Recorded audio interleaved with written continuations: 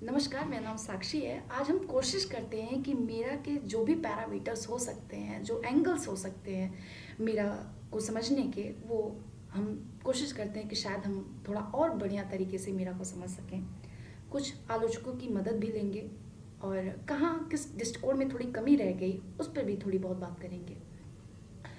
तो मीरा के साहित्य के विषय में कहा जाता है कि मीरा का काव्य अंधे के आँख बटेर नहीं है।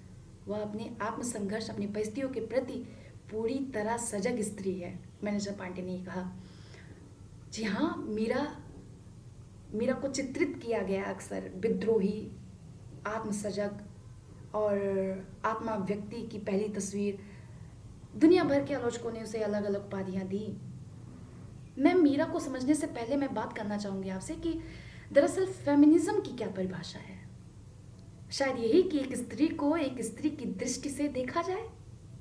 जी हाँ, लेकिन मीरा को एक स्त्री की दृष्टि से देखने से पहले शायद उसे स्त्री नहीं समझा गया, उसे विद्रोही कह दिया गया, उसे क्रांतिकारी कह दिया गया, उसे दुनिया भर के आलोचकों ने दुनिया भर की बातें कह दी, लेकिन उसे एक सजग स्त्री के रूप में पहचान शायद ही मिली हो गई।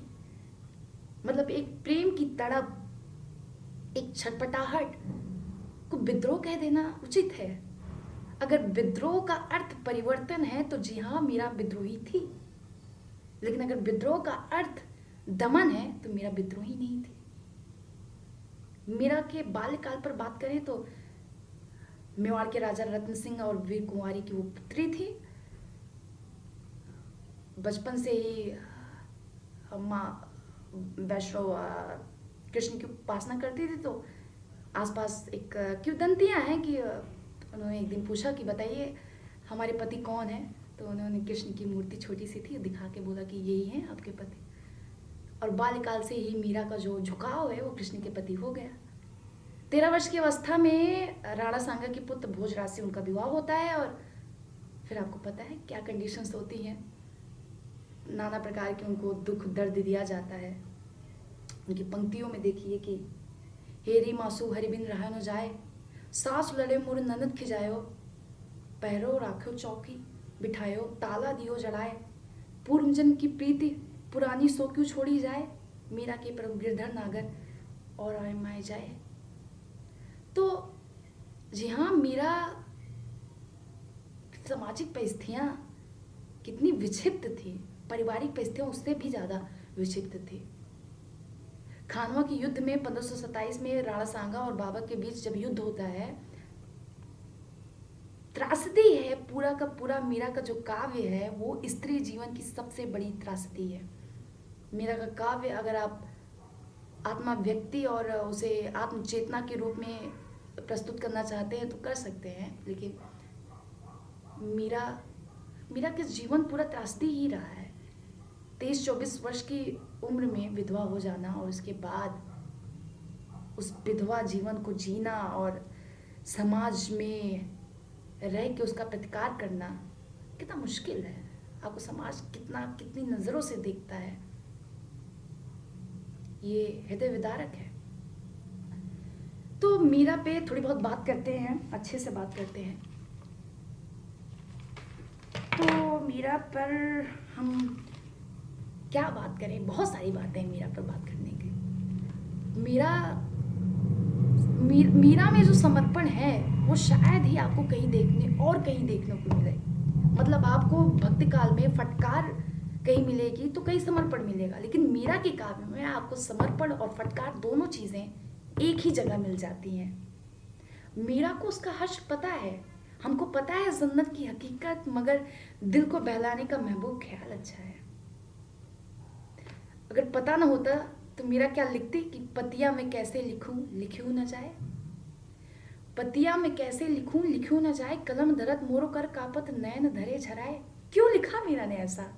क्योंकि उसे पता है उसका हश्र क्या होगा, लेकिन फिर भी वो स्त्री सबल्टन दृष्टि लेकर खड़ी है पूरे पटियार की सोसाइटी के सामने, क्या वो तुमको देख लेंगे हम। और समानता और स्वाधीनता के कितने अनजाने पहलू आपको मीरा के अंदर देखने को मिलेंगे, आप उम्मीद भी नहीं कर सकते। तेरा कोई नहीं रोकनहार, मगन हुए मीरा चली, लाज धर्म कुल की मर्यादा स्थिर से दूर करी। मान अपमान दो घर पटके निकली हूं ज्ञान गली। क्या ज्ञान गली निकलना समर्पण है?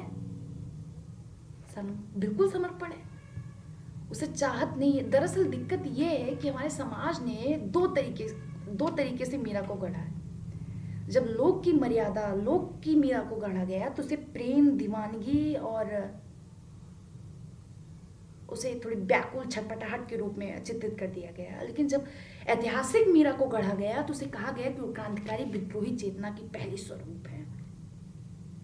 आप बताइए, क्या मीरा को किस दृष्टिकोण से देखना चाहिए, प्रेम दीवानी या फिर ऐतिहासिक विद्रोही चेतना?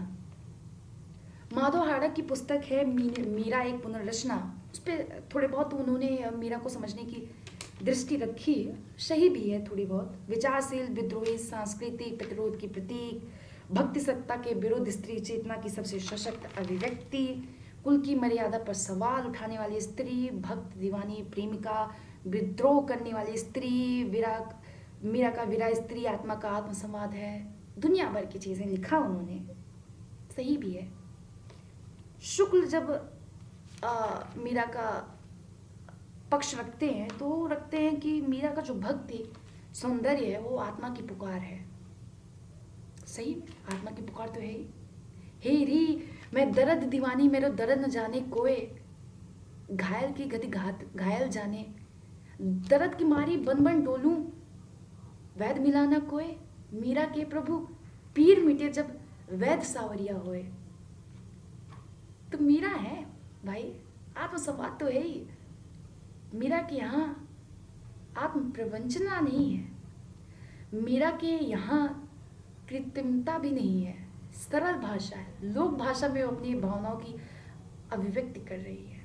मीरा संबंधों से मुक्ति नहीं चाह रही है, मीरा संबंधों में जगह चाह रही है। और संबंधों में जगह चाहना विद्रोह का स्वरूप नहीं है, वो तो प्रेम का स्वरूप है।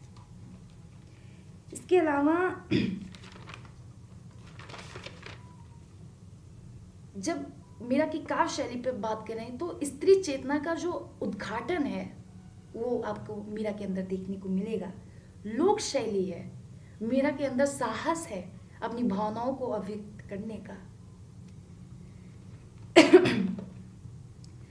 जब मीरा कहती हैं कि बाला मैं जग बैरागन होंगी, जिन भेषों मेरो साहब रीजे सोई वेश धरूंगी, कहो तो कुसुमल साड़ी रंगा हुआ, कहो तो भगवा वेश, कहो तो मोतियन मांग भरावा, कहूँ छिटकावा केस।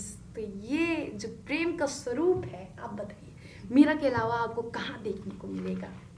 मीरा इतनी दीवानगी, इतनी छटपटाहट, फितूर होता है हर उम्र में जुदा जुदा खिलौना माशूका रुतबा और फिर खुदा। दरअसल ये जो खुदा का जो स्टेज है वो मीरा के यहाँ बाल्यकाल से ही है। उनका फितूर भी वही है, रुतबा भी वही है, खिलौना भी वही है, माशूका भी कृष्ण ही है। सब कुछ वो कृष्ण को बना लेती है अपना। मुझे लगता है कि अगर सच में मीरा की जो डिमांड थी वो पूरी हो जाती, डिमांड क्या, उन्होंने प्रेम की ही डिमांड की, तो शायद मीरा ना हो पाती। अच्छा हुआ कि मीरा बन गई, क्योंकि मीरा बनी तभी इस समाज को एक नई दिशा मिली, हमें पढ़ने का अवसर मिला मीरा को। इसके अलावा मीरा ने अपने पदों में बार बार खुद को अबला कहा है। वो दरअसल अबला कहना उसकी लाचारता थी। वो जानती है कि yes I need someone, but how. Meera Bhagwat Bhushan सजे सील संतोष श्रृंगार चोड़ ओढ़ी चुनर प्रेम की गिरधर जी भतार, राजपाट भोगो तुम्ही हमसे तासों का काम। एक रानी छोड़ के चल रही पूरी साम्राज्य को, बैरागन बन गई। बताइए कहाँ होगी ऐसी स्त्री? और मीरा जानती है कि जो हर्ष है वो मेरा क्या है, उसे फिक्र है सोसाइटी की। ऐसा नहीं है कि संबंधों की परवाह तो समाज को दरकिनार की है। अगर फिक्र ना होती तो मेरा नहीं कहती गली तो चारों बंद हुई, मैं हर्षों मिलूं कैसे जाए। ऊंची नीची राह रपटीली पाप नहीं ठहराए, सोच सोच के पग धरूं जतन सो बार बार डिग जाए। ऊंचा नीचा महल पिया का हमसे चढ़ो न जाए। मेरा को फिक्र है, बिल्कुल फिक्र है समाज की। भागवत भूषण सजे सील संतोष श्रृंगार, ओढ़ी चुनर प्रेम की गिरधर जी भतार। मेरा मेरा का जो काव्य है वो लोकमानस की सच्ची अभिव्यक्ति है।